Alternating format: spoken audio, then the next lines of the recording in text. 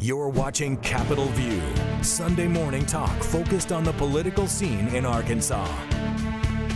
And welcome back to Capitol View. I'm Roby Brock, joined now by Representative Bruce Cozart, Republican of Hot Springs. He is the House Education Chairman. Good to see you. Good morning. Thank you for being here with us. Glad to be here. I mentioned you're the House Education Chairman. Are you going to stay the House Education Chairman? Well, you know, I've been in that position for 8 years. I believe it's time for letting somebody else to come in and play that role. I've done my share. I think I'm just going to step down. I'll stay on the Education Committee, but help in any way I can. Well, good. Well, you're going to help me a lot today, talking about some education policy today, because that's what we're going to talk about. Let's begin with the fact that the Governor Hutchinson has presented a balanced budget. It will be a blueprint that you guys will alter significantly, but there was a lot of money in there for some additional education funding. I think $500 million plus. Is that enough? No, probably not.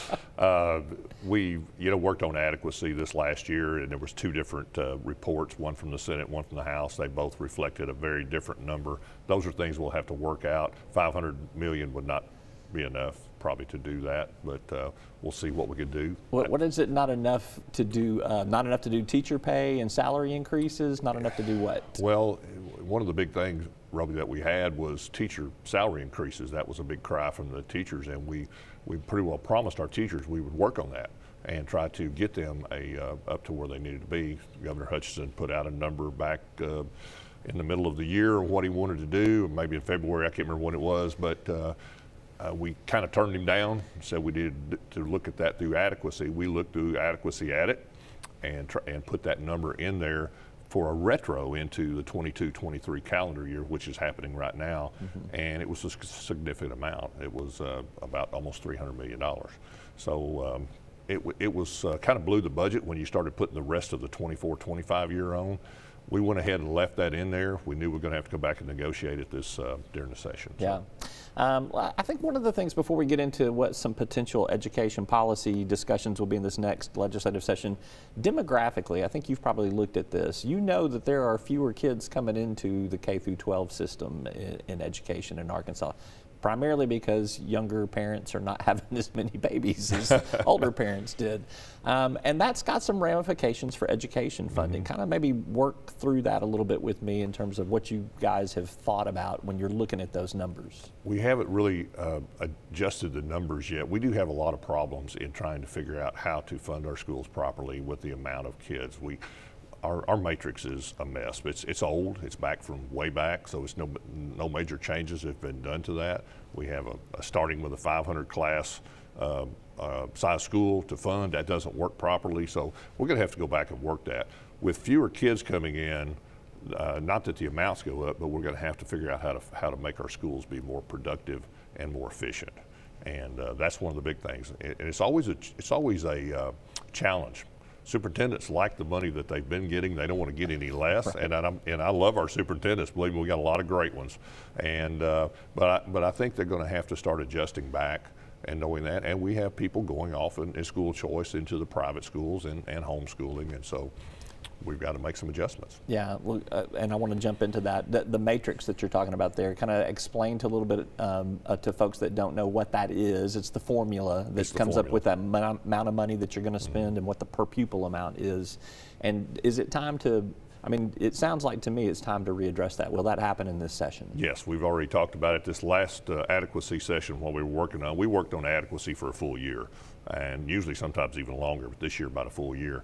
That was one of the major discussions. We've got to rework our matrix. We've got to make it work. It's not working properly. It's overfunding areas and underfunding areas. So if you have X amount of teachers, we only fund X amount per student base, and sometimes there's more teachers out there. That's why some of the schools won't give the teacher raises, because they have to put it into extra teacher places. So we've got to fix that. We've got to get it where we can fund our schools appropriately and efficiently, but they've got to get efficient too. So yeah.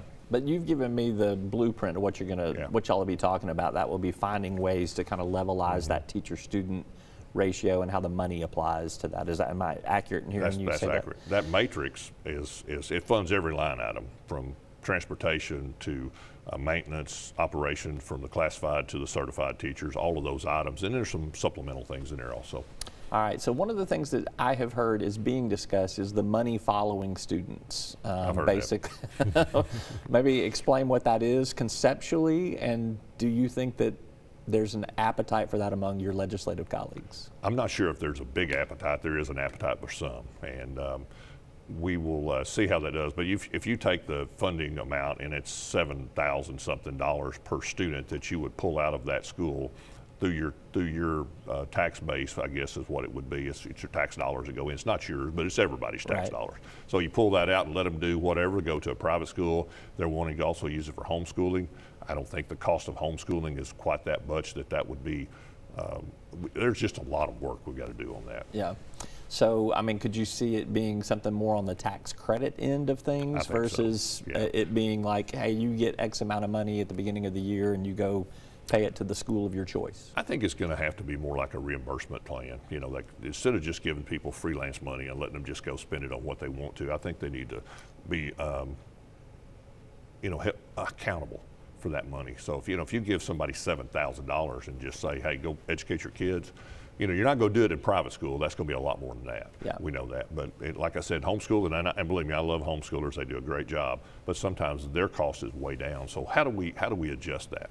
I'm just predicting the battle that's going to be up there in the hallways, and you'll be happy that you're not the education chair anymore on this because of all of the politics that'll be around that. But I mean, if that money could follow, yes, it could be applied towards somebody going to a private school. There's obviously going to be pushback from public schools on that. We still get all the emails on it, though. Yeah, but the online homeschools are where I see there being, where rural schools that might not have to compete with those private schools will really have new competition on their hands. It really is. And that's something we've been talking about for years, that as these little towns get smaller and smaller, that a lot of online schooling is going to happen, and it's happening. So.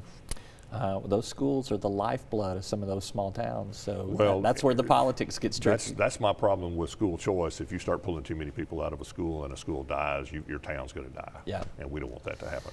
I had Senator Bart Hester on the show a couple weeks ago, and he talked about reading by the third grade level and where Arkansas statistics are not satisfactory, and efforts got to be made to get kids reading at an earlier level. He basically said we need to strip away all the extracurriculars that are going on and focus on reading. Do you support that philosophy? I think we have way too many things that we offer, and there is. I really do. I think it's got to be where we push so much on a kid in a short little time, and they do. But reading needs to be a focus on the lower grades. Reading, writing, and arithmetic, that was always it when we were kids. We need to go back to the reading for sure. We've got to get them on reading. If you can read, you can do all the rest. And so we've got to work on that. I believe the READ program has done a great job. We've had some other programs that are working. It needs to be pushed a little harder, or come up with a new program that's going to do a great job. Well, that's my question: is what do you do differently? I mean, how can you? Is it a money situation? Is it a resource personnel situation? What needs to happen to get some of those kids that aren't where you want them up to the level where you want them? Because there's other factors that play into it beyond just coming to school. I think I'm going to say what a teacher would say. They need more time. They're too tied up on other things. Like I said, you're pushing a teacher in too many different directions. They don't have the time to spend with these kids. I think we need aides. We also need some extra help. Reading experts we have, but we don't have enough of them. So we've just got a lot of work on getting the right amount of people in there and the right time that a teacher has to work with kids. Sounds like you're going to have to pay some teachers some more money, Bruce. Well, I've tried. What else do I need to be watching for on the education agenda in this next session? Well, I think there's one thing that we're going to push for is to end the DSEG order, to get full school choice across all of Arkansas.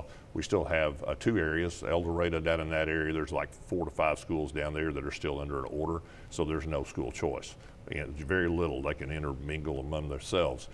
Garland County, where I'm from, we have 7 schools in a DSEG order.